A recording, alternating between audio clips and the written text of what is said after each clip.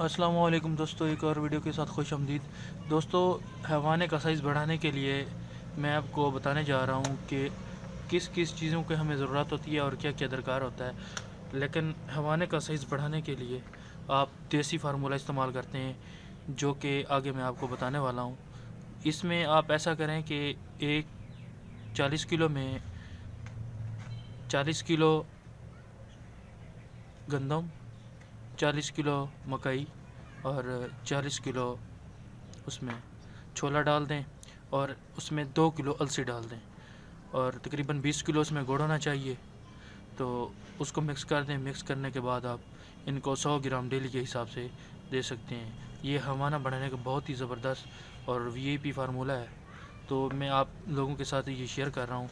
तो हम इसको देखें, यूज़ करवा रहे हैं। माशाल्लाह कितना खूबसूरत इसका आर्डर है। ये अभी सोने वाली है, तकरीबन कोई निकालेगी 4 से 5 दिन।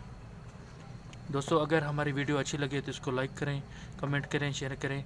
अगर आपके पास हमारा चैनल सब्सक्राइब नहीं है तो काइंडली उसको सब्सक्राइब कर लें, ताकि मेरी हर नई आने वाली वीडियो आपको मिलती रहे।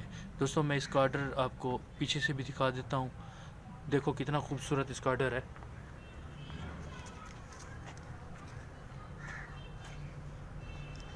ये देखें,